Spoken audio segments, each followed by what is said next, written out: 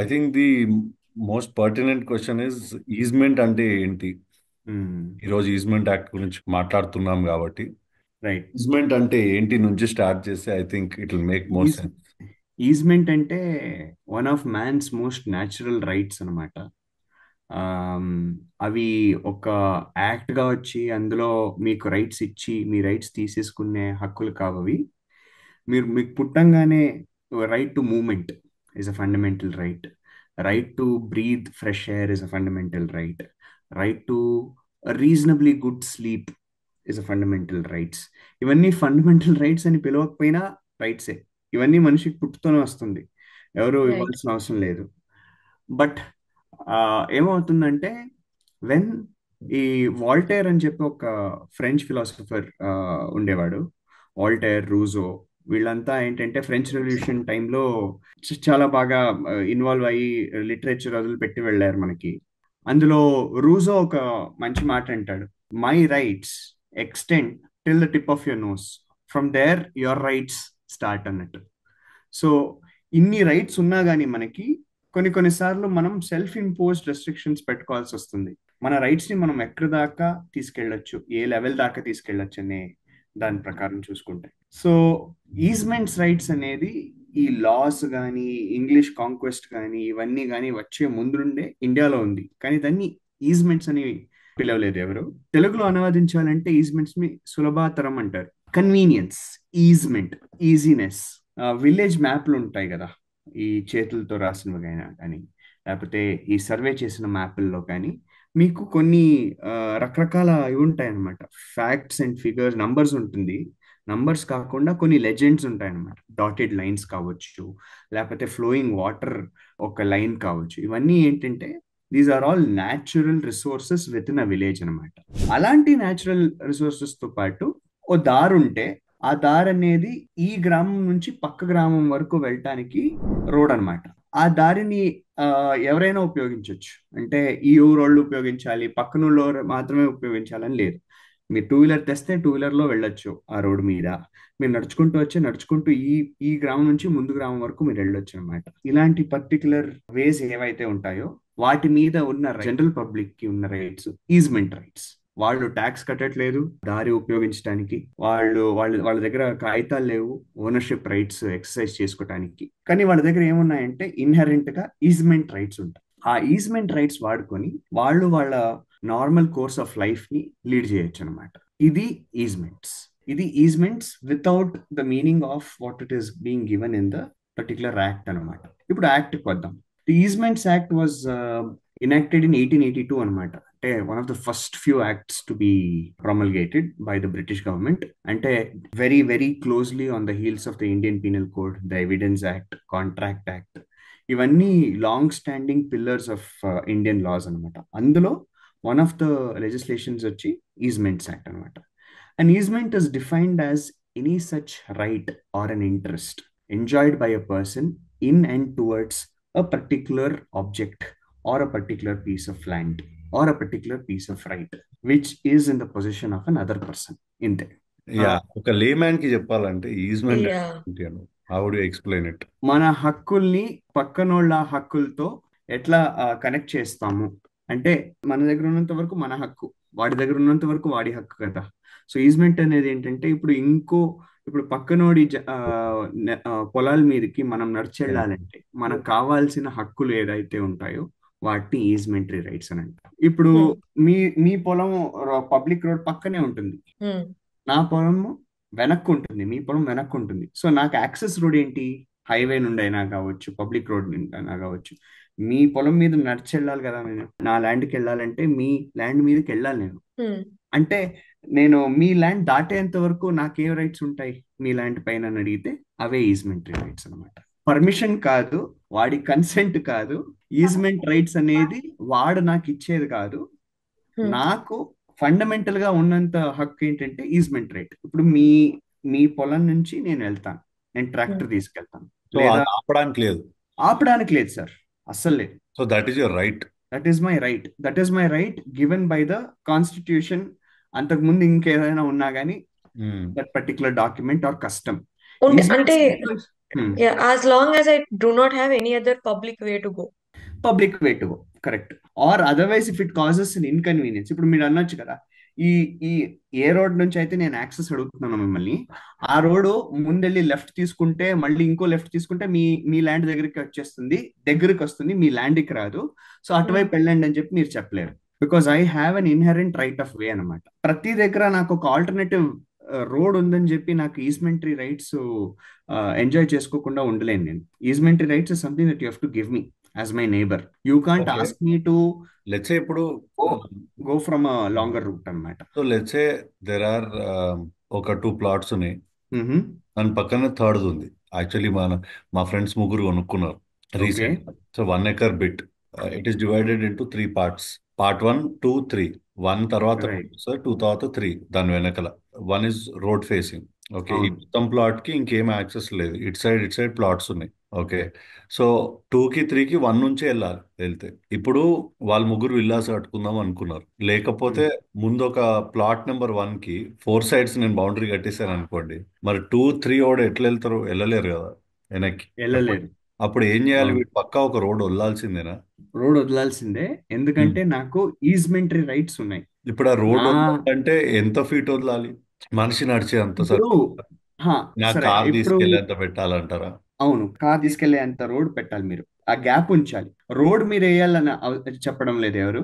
మీరు ఏం కాంపౌండ్ వేసుకుంటారో దాన్ని కొంచెం ఆ రోడ్ కోసం ఎంత స్పేస్ కావాలో అంత స్పేస్ వదిలిపెట్టేసి మీరు కాంపౌండ్ కట్టుకోండి అని అంటుంది లా. మీరు టార్ రోడ్ వేయించాలి, సిమెంట్ రోడ్ వేయించాలి, మీరు ఆస్ఫాల్టెడ్ అయి మనిషి వెళ్ళేంత వదిలేస్తే సరిపోదా? లేదండి. అది సరిపోదా? డాట్ లేదు. ఇప్పుడు మీరు మాత్రం కార్ లో వెళ్తూ వస్తుంటారు విలా నుండి, um. But you are depriving the same rights to the వెనక్కున్న ఓకే. ఓనర్స్ కంటే ఒప్పుకోరు కదా. So okay. ఇంకోటి ఏంటంటే, ఇప్పుడు నేను ఆ రోడ్ యూజ్ చేస్తున్నాను, యూజ్ చేసే మాత్రానికి నాకు మొత్తం టైటిల్ వచ్చేదండి ఆ ల్యాండ్ మీదకి. టైటిల్ మీ దగ్గరే ఉంటుంది. నాకేంటంటే మీరు ఓనర్షిప్ ఒక రైట్ చిన్న రాదు. లైసెన్స్ ఇస్తారు. సో ఓనర్షిప్ రైట్ రాదు, జస్ట్ ఒక ఉమ్, రైట్ టు వే అంతే. ప్యాసేజ్. అండ్ మీరు రీజనబుల్ రెస్ట్రిక్షన్స్ కూడా పెట్టచ్చు తెలుసా. 11 తర్వాత నో వెహికల్ మూవ్మెంట్, మేము పడుకొని ఉంటాం, సౌండ్ పొల్యూషన్ అప్పుడు అవుతుంది. అది నా ఈజ్మెంట్ రైట్ అవుతుందా? అప్పుడు మీరు ఈ ఈజ్మెంట్స్ యాక్ట్ అర్థం చేసుకోవాలంటే రెండు రకాలైన రైట్స్ కానీ ఓనర్షిప్స్ కానీ మనం తెలుసుకోవాలి గురించి. ఒకటేమో వచ్చేసి డామినెంట్ హెరిటేజ్ అని అంటారు. డామినెంట్ హెరిటేజ్ అంటే ప్లాట్ నంబర్ 2 ఓనర్ ఉంటాడు కదా, వాడి రైట్స్ ని డామినెంట్ హెరిటేజ్ అని పిలుస్తాం. ఓకే. ప్లాట్ నంబర్ 1 ఏ ల్యాండ్ త్రూ అయితే మనం వెళ్తామో వాడికి ఉన్న right servient heritage. So dominant heritage, servient heritage. So ఈ సర్వియంట్ హెరిటేజ్ పెట్టుకున్నాడు ఏం చేయాలంటే, as an occupier of his own land మనకి సర్వ్ చేస్తున్నాడు. He serving us a land, you know. Dominant heritage ఉన్నోడు ఏంటంటే వాడు dominantly he has a right. ఇప్పుడు మీరు గనక వాడికి రోడ్ వదలకపోతే వాడు లోపలికి వెళ్ళలేడు. So he's in a dominant position, which is why you're allowing him to pass through your land. Dominant heritage, servant heritage, ఈ రిలేషన్షిప్ ఏదైతే ఉందో అది ఈజ్మెంట్స్ యాక్ట్ కిందకి మీరు ఒక అగ్రిమెంట్ రాయించుకొని 11 months టెనెన్సీ అగ్రిమెంట్ కావచ్చు, లీజ్ డీడ్ కావచ్చు, చేసుకోవచ్చు. అలా ఏది చేసుకోకపోయినా కానీ మీకుంది ఆల్రెడీ రైట్, వాడు వదలాల్సిందే. ఏంటండి? That is my question actually. నా మ్మ్. ఇప్పుడు లెట్స్ రైట్ టు వే మాట్లాడుతున్నాం, ఇట్స్ అన్ ఈజ్మెంట్ యాక్ట్ ప్రకారం కూడా you will get that right. ఎలా తెచ్చుకోవాలి ఇది? లెట్స్ ప్లాట్ నెంబర్ 1, 2, 3 ఎగ్జాంపుల్ చెప్పాను కదా, దానిలో మ్మ్. ప్లాట్ నెంబర్ 1 వాడు లేదు నేను ఇయ్యా అన్నాడు, లేక కట్టేసుకున్నాడు కాంపౌండ్ వాళ్ళు. మ్మ్. అప్పుడు ప్లాట్ నెంబర్ 2 వాడు ఏం చేయాలి? కోర్టుకి వెళ్ళాలా? వాడు ఏం చేయాలంటే వాడు ఒక సూట్ వేయాలి ఓకే. సివిల్ కోర్టులో. ఇది నాన్ అగ్రికల్చరల్ ల్యాండ్ అయితే ఆ సివిల్ కోర్టులో ఇంజంక్షన్ సూట్ అని చెప్పి ఒకటి రాస్తాం. ఇంజంక్షన్ సూట్ లో ఏం అడుగుతామంటే ప్రేయర్, దయచేసి వీడు కట్టిన కాంపౌండ్ వాళ్ళని మీరు డెమాలిష్ చేయడానికి పర్మిషన్ ఇవ్వండి. ఇచ్చి మళ్ళీ నాకు కావాల్సిన ఆ చోటు మీద వాడు ఏది కట్టుకోకుండా మీరు ఒక స్టే ఆర్డర్ ఇవ్వండి. ఈ కేసు నా పరంగానే మీరు డిసైడ్ చేయాలని నేను చెప్పటం లేదు, కానీ ఈ కేసు డిసైడ్ అవటానికి సంవత్సరంన్నర 2 సంవత్సరాలు అవుతాయి కదా, అప్పుడు దాకా నాకు వెళ్ళొచ్చే హక్కులు మీరు నాకు ఇవ్వండి. అది ఎంత ఫాస్ట్గా ఇస్తారు generally practical sir scenario? Sir సరే, కొన్ని వచ్చేసి ఏంటంటే ఓపెన్ అండ్ షట్ కేసెస్ అని మీరు విని ఉంటారు కదా, మీడియాలో కావచ్చు, లాయర్స్ డిస్కషన్స్ తో కావచ్చు. ఈస్మెంటరీ రైట్స్ ఇవ్వకుండా ఒకడు మనల్ని యూనో ప్రెషర్ పెడుతున్నారంటే మన మీదకి, అప్పుడు కోర్టు ఫస్ట్ సెకండ్ హియరింగ్ లోనే మీకు ఎక్స్పార్టీ ఇంజంక్షన్ ఇచ్చేస్తుంది. మ్మ్. కానీ పర్మనెంట్ ఇంజంక్షన్ ఇవ్వదు. ఇంజంక్షన్స్ లో కూడా రెండు ఉంటాయి కదా, టెంపరీ అవును ఇంజంక్షన్, పర్మనెంట్ అవును. ఇంజంక్షన్ అని. నెక్స్ట్ హియరింగ్ దాకా ఇస్తారు ఖచ్చితంగా. మీరు ఆ ఇమీడియట్నెస్ చూపించాలి కదా. మా ఇంట్లో బామ్మ ఉంది, ఆ బామ్మకు ఒంట్లో ఎప్పుడు బాగుండదు, మ్మ్. ఆమెని నేను హాస్పిటల్ తీసుకెళ్లాలంటే మ్మ్. నడిపించలేను ఎక్కడ రోడ్ వరకు. మ్మ్. సో నాకు అంబులెన్స్ వెళ్ళటానికైనా దారి నాకు కావాలి. ఇంకొక డౌట్ ఉంది దీంట్లో. ఇప్పుడు ప్లాట్ నెంబర్ 2 ఇంకా 1 ఉంది. 1 నోడు ఏదో కట్టుకున్నాడు. మ్మ్. ఓకే. 2లో ఏం లేదు, ఇట్స్ ఎంటీ ల్యాండ్. అప్పుడు హౌ డస్ దిస్ చేంజ్? 2 వాడు అయినా కూడా తెచ్చుకోవచ్చా? ఆ, నేను ఎప్పుడో ఒకసారి నా ల్యాండ్ 2 చూడడానికి వెళ్తా. అప్పుడైనా కానీ మీకు ఇల్లు కడితే ఎంత రైట్స్ ఉంటాయో అన్ని ఓకే. రైట్స్ ఉంటాయి మీకు. అవును, ఇంకోటి మీరు ఇన్సూరెన్స్ అగ్రికల్చర్ చేసి అన్నారు కదా, ఇంకా how does that matter agriculture అయితే? కరెక్ట్. సో లాస్ట్ టైం నేను ఆ, ఒక క్వశ్చన్ చెప్పాను మీకు. కొన్ని కొన్ని స్టేట్స్ లో మీకు రెవెన్యూ కోర్ట్స్ జ్యూరిస్డిక్షన్స్ ఉంటాయన్నమాట. సో సివిల్ కోర్ట్ దగ్గరికి వెళ్ళిపోయి ప్రతి ఒక్కరు కేసు వేసి అందులో అది మొత్తం ఫ్లడ్ అయిపోతుంది అనమాట. ఫ్లడ్ గేట్స్ ఓపెన్ అవుతున్నట్టు ఉంటాయి ఉంటాయి సివిల్ కోర్ట్స్ కి. సో వాళ్ళు ఏం చేశారంటే కొన్ని పవర్స్ ని సబ్ డెలిగేట్ చేసి ఉంటారు రెవెన్యూ కోర్ట్స్ కి. రెవెన్యూ కోర్ట్స్ దగ్గరికి వెళ్ళిపోయి మనం దేనికి పోరాడొచ్చు? పొజెసరీ రైట్స్ కి పోరాడొచ్చు, లైసెన్స్ కి పోరాడొచ్చు. ఇలాంటి రెవెన్యూ రైట్స్ ఏదైతే ఉంటాయో మనకి, ఈస్మెంట్స్, ఇవన్నీ రెవెన్యూ రైట్స్ అన్నమాట.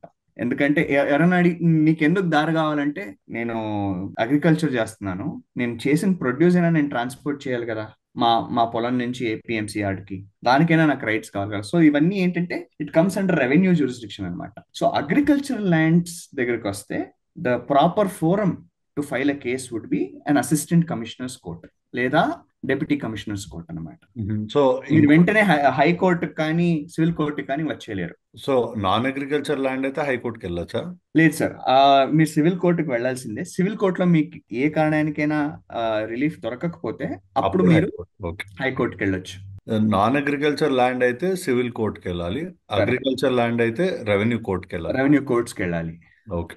సో ఇట్లా ఎవరన్నా ఆపితే లాయర్ని కన్సల్ట్ అవ్వాలి, అంతే కదా?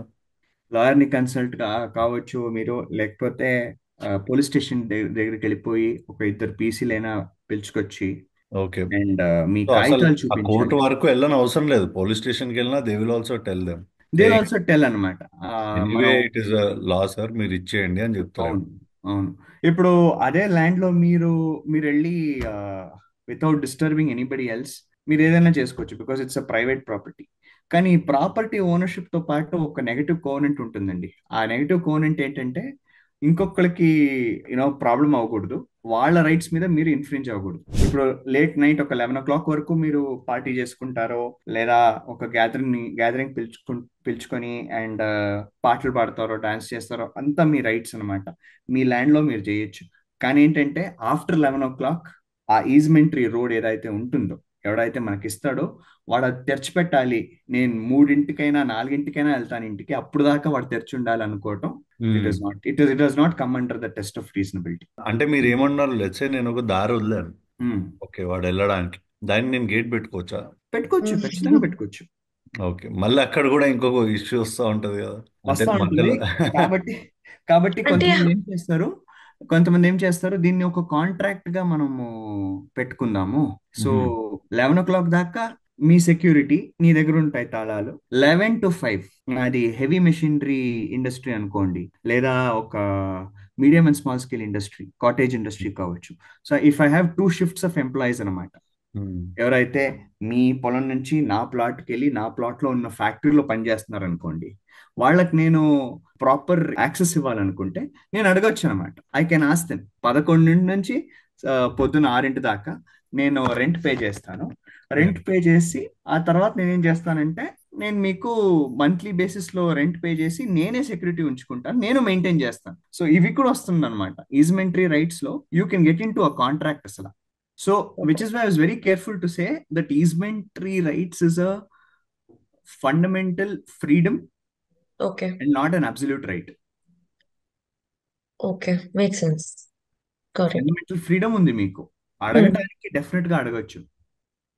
కానీ ఒక మీరు if you are going to inconvenience some 150 people, అప్పుడు Hmm. పంచాయత్తోడో మున్సిపల్ కార్పొరేషన్ వాడో ఏం చేస్తాడంటే, సర్లే బాబు నీకు ఇంకో చోట యాక్సెస్ ఇస్తాను, అటువైపు నుంచి వద్దు కానీ నువ్వు ఇలా Hmm. వద్దాను Okay. అనటానికి రైట్స్ ఉన్నాయి అనమాట. You have a legitimate expectation, but that is also tempered by certain limitations. Okay, got it. Hmm. Perfect. Yeah. So let's get into the act. Hmm. So a right of way of any one kind does not include a right of way of any other kind. Okay, ఒక మంచి example చెప్తాను మీకు. Recent గా one of my clients who was a brewing bottling company. Okay, వాళ్ళు ఏంటంటే they usually set up their factories where they have a regular supply of water from a river అన్నమాట. ఆ Hmm. చుట్టుపక్కల ఉన్న ల్యాండ్ని కొంటారు, కొనకపోయినా లీజ్ చేసుకుంటారు. వాళ్ళ ఫ్యాక్టరీ బ్రూయింగ్ ప్లాంట్ అయితే ఒక పర్టికులర్ ల్యాండ్ మీదకి ఉంటుంది. ఆ ల్యాండ్ నుండి హైవే కానీ పబ్లిక్ రోడ్ కానీ ఒక 7 కిలోమీటర్స్ దూరం ఉంది. So what they had to do was they did not have money to buy all the 20-30 acres of land between their factory and the road. ప్రతి ఒక్కరు కొనుక్కోలేరు కదా అంతంత ల్యాండ్స్. వాళ్ళకి అవసరం లేదంటే వాళ్ళు కొనుక్కోరు. కానీ ఏమవుతుంటుంది, every day they they have some 75 to 100 trucks అనమాట which come in from Bengaluru, from inside Bengaluru city, to Okay. load up the stock and then go అనమాట. So they obviously they need not just easementary rights, something in excess of that. అంటే మీరు పొలాల మీద trucks ని నడుపుకొని రండి అని అంటే ఆ ట్రక్లు పాడైపోతాయి అనమాట, లోపల ఉన్న ప్రొడ్యూస్ అఫెక్ట్ అవుతుంది అనమాట. So since these are all how do I say produce in a controlled environment, మీరు ట్రాన్స్పోర్ట్ చేసేటప్పుడు కూడా you need to ensure that that controlled environment is there to deliver the best of your products అనమాట. So what my client did was it entered into a right of way agreement with each of these landowners, and Okay. it paid them square foot basis మీద rights అనమాట. ఇప్పుడు కొన్ని చోట్ల మనం తిరగటానికి మనకు అంత వెడల్పు అవసరం లేదు. One truck can turn around one corner. ఆ తర్వాత థరోఫేర్ అంటే స్ట్రైట్ గా ఉన్న స్ట్రెచ్ లో you want it to be a little broader అనమాట. అలాంటప్పుడు ఏం చేస్తారు, this right of way can only be used by trucks, cannot be used by normal people, employees of the particular company to park their vehicles అనమాట. ఇప్పుడు నాకు ఒక right of వే ఉందని అనే మాత్రానికి నేను I can't park my 2 wheelers on the road. It has to be for the movement of trucks అనమాట, and it will Okay. Be reduced into writing అనమాట. So what రెండో does this example line mean? చెప్తాను మళ్ళీ. నాకు నీళ్లు కావాలి, I need fresh water every single day. ఎన్నో tons నాకు ఇది లీటర్స్ నాకు కావాలి. సో ఆ ఫ్రెష్ వాటర్ నేను రప్పించాలంటే రివర్ నుండి ఫ్యాక్టరీ లోపలికి ఐ నీడ్ టు లే పైప్స్ లేకుండా నేను తేలేను. అంటే వెహికల్స్ లో కూడా తేవచ్చు నేను, కానీ నేను ఏం చేస్తున్నాను, లైన్స్ ని పైప్ లైన్స్ ని ఫిక్స్ చేయించి వదిలిపెట్టేస్తున్నాను అనమాట. Hmm. ఆ పైప్ లైన్స్ కూడా నాకు ఒక టెక్నికల్ డ్యూ డిలిజెన్స్ టీమ్ ఉంటుంది అనమాట. ఆ టీం చెప్తుంది, ఈ దారి వద్దు, ఈ దారిలో బాగా బంప్స్ ఉన్నాయి, స్ట్రైట్ గా అసలు లోవర్ ఆల్టిట్యూడ్ లో పెట్టుకుందాము ఈ పైప్స్, దానికి మోస్ట్ ఐడియల్ రూట్ ఇది అని చెప్పి నాకు ఒక స్కెచ్ రాసిస్తారనమాట. అప్పుడు నేనేం చేస్తాను, యాజ్ అ లీగల్ పర్సన్ చూస్తానన్నమాట, ఎవరెవరి పొలాల మీదకి వస్తున్నాయి ఈ ఈ పైప్ లైన్ రోడ్ వస్తుంది, Hmm. లేకపోతే మ్యాప్ వస్తుంది అని చెప్పి డిసైడ్ చేసుకొని Hmm. వాళ్ళ దగ్గరికి వెళ్ళి నేను అంటాను, సార్ నాకు రెంట్ లో అవసరం లేదు, అంటే నాకు లీజ్ అవసరం లేదు, నాకు ఒక చిన్న లైసెన్స్ ఇవ్వండి. అంటే మీ పొలాల్లో ఒక సైడ్ లో నేను పైప్లు వేయిస్తాను, ఆ పైప్ లో నీళ్ళు వస్తాయి నా ఫ్యాక్టరీకి అని చెప్పి. ఇప్పుడు ఆ నీళ్ళు వచ్చే రోడ్ లో నేను వెహికల్స్ తీసుకెళ్ళకూడదు, Okay. లేదా పార్కింగ్ చేయకూడదు అనమాట. So right of way is very specific and very clear. ఒక పర్పస్ ఒప్పుకుంటే ఆ పర్పస్ మాత్రమే ఉపయోగించాలి, వాడాలి.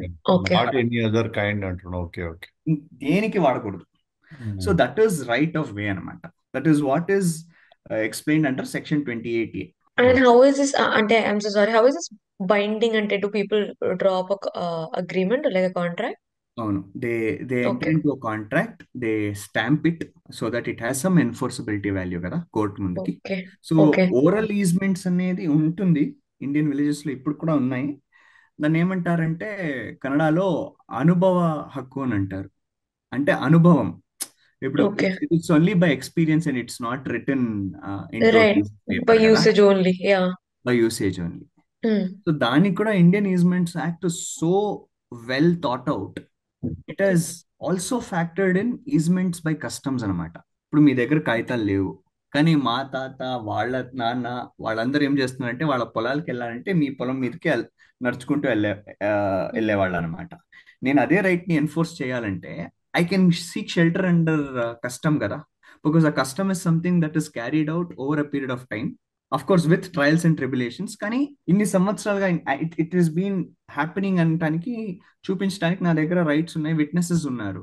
Okay, so if it's a practice of custom, then also I can execute this right. Definitely మీరు నమ్మరు. మీరు హైదరాబాద్ లో మన ప్రత్యూష్ గారికి కాంటాక్ట్స్ ఉండొచ్చు. అందులో ఈ ఫినాన్షియల్ ఇంక్యుబేషన్ సెంటర్స్ ఉంటాయి కదా, ఐటీ ఇంక్యుబేషన్ సెంటర్స్ అన్ని ఉంటాయి Right, కదా. right, right, so right. ఈ పర్టిక్యులర్ ఫినాన్షియల్ డిస్ట్రిక్ట్ కానీ రియల్ ఎస్టేట్ డిస్ట్రిక్ట్ కానీ మీరు విలేజ్ మ్యాప్ చూస్తే అందులో మీకు ఈజ్మెంటరీ రైట్స్ కనపడతాయి అన్నమాట, by way of nallahs, by way of cart road and all these things. So మీరు జిహెచ్ఎంసి కూడా ప్లాన్ శాంక్షన్ ఇచ్చేటప్పుడు it will not give plan sanction in a way that it covers all this natural thoroughfares or roads that people have been using since time immemorial, because GHMC is not empowered to close down such easementary right ఇచ్చే రోడ్లు కానీ నాలాలు కానీ storm water drains కానీ ఇవ్వలేరు. So మీరు ఎంత పెద్ద project కట్టాలనుకున్నా కానీ you have to tailor it in a way that it does not obstruct the right of way of normal common citizens over that అన్నమాట. లేకపోతే ఒక్క రైతుడు he can go to court saying పలానా బిల్డర్ మేము generations గా వాడుతున్న దారిని మూయించేశాడు, దయచేసి మీరు డెమాలిష్ చేయడానికి ఆర్డర్ ఇవ్వండి అని సో అడగచ్చు. నాకు అంటే ఇప్పుడు రెండు How? రెండు రెండు పాత్వేస్ ఉండొచ్చు నా ఇంటి నుంచి ఆ పక్క వీధికి వెళ్ళడానికి, రెండు రోడ్లు ఉండొచ్చు. కానీ ఏదో ప్రాజెక్ట్ వచ్చి ఈ రోడ్డు మూసేస్తున్నారంటే అది ముయ్యకూడదు. It can go to court saying this my easement right because But he has the other one open, no, anyways. I will plead convenience. I will say నాకు ఇంకా 100 రూపాయలు పెట్రోల్ ఖర్చు ఎక్కువ అవుతుందండి నా నెలలో, నేను ఎందుకు అట్లా వెళ్ళాలి?